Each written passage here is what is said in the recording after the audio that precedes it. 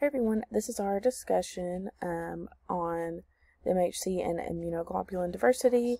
So I'll start with the MHC. So we have class 1 and class 2 molecules, and they differ from each other from each individual within a population, and these differences are determined at the genetic level, which means that MHC distinct individuals express MHC molecules with slightly different sequences, and these differences arise either by polygenicity or polymorphism.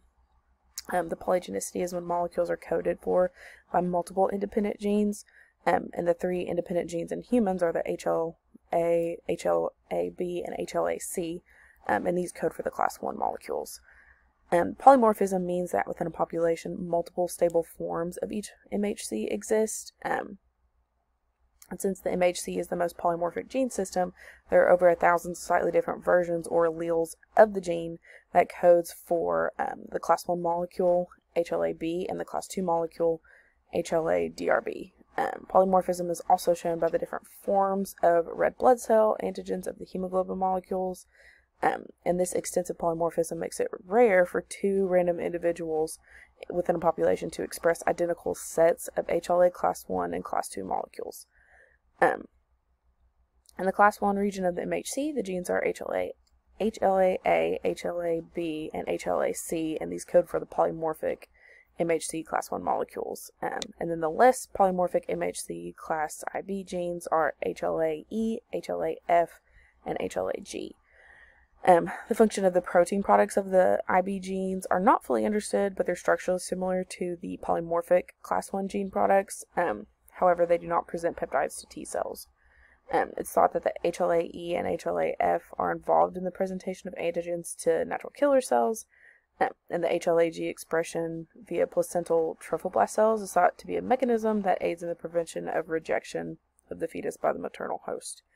And then we have MICA, MICA, and MICB genes that are also contained in the class 1 region, and they code for stress-induced products that interact with natural killer and gamma delta T cells. Their structure is similar to class 1 molecules, but they're not expressed on the cell surface and don't bind to peptides. And then the class 2 region has a pair of genes that code for the polymorphic MH2 class molecules, which are HLA-DP, HLA-DQ, and HLA-DR, and each of them contain A and B genes, which respectively code for the alpha and beta chain of the 2-chain MHC class 2 molecules. Some people can express fewer than 6 HLA class 1 or 2 molecules, or they can express more. The MHC class 1 and class 2 molecules are codominantly expressed, which means that every cell expresses MHC molecules that are transcribed from both maternal and paternal chromosomes. So each nucleated cell of a particular person can express up to 6 different HLA class 1, and the same for HLA class 2 molecules, so they can express up to 6 different of either the HLA class 1s or the HLA class 2.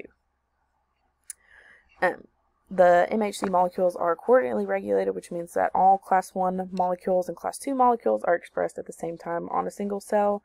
And this allows for factors like the IFN gamma to enhance the expression of all class 1 molecules and induce all class 2 molecules on a particular cell. The MHC class 1 and class 2 genes are regulated separately, since the MHC class 1 molecules can be expressed without the MHC class 2 molecules being present.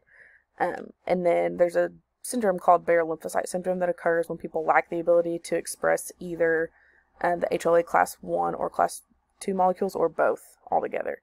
And this causes the most profound immunodeficiency, which is characterized by defective antigen presentation to CD4 T cells, and it lowers the number of overall CD4 T cells within the body.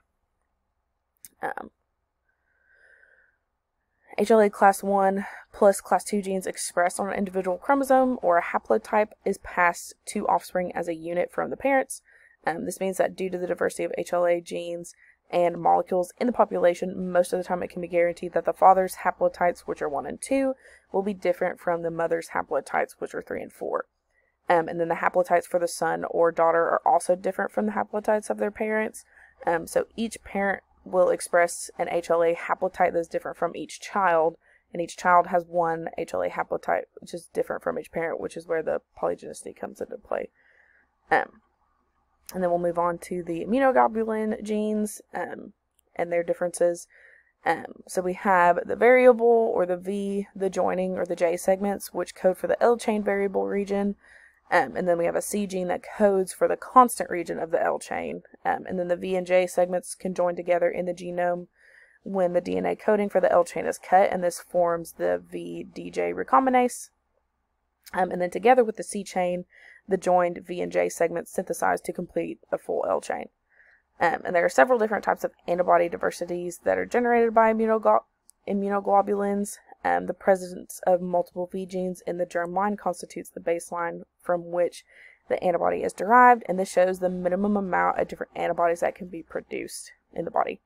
And then we have the VJ and VDG combinatorial association. And this shows that the segment of a V gene can associate with any segment of a J gene to form an L chain variable region.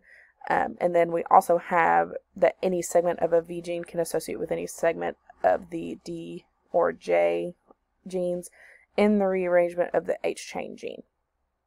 There can also be random assortment of H and L chains, and this causes a number of different antibodies to be produced. And then we have junctional diversity, which can cause changes in the amino acids at the antigen binding site.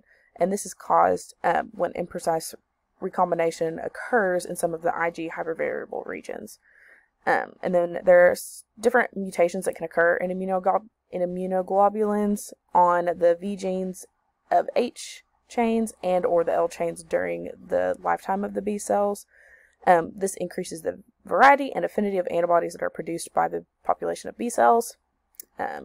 This is the result of somatic hypermutation, which occurs when random point mutations in the recombined VDJ unit of the antibody on the H or L chain V region of genes, and this changes the individual amino acids. And then affinity maturation occurs when B cells are further developed in response to antigen in the germinal center of secondary lymphoid organs, which results in somatic hypermutation, and this in turn increases the affinity of the antigen to the antibody. Somatic hypermutation will then increase both the variety and affinity of antibodies produced in total by the B cell population. So that is my overview of the diversity within the MHC and immunoglobulins. Thank you.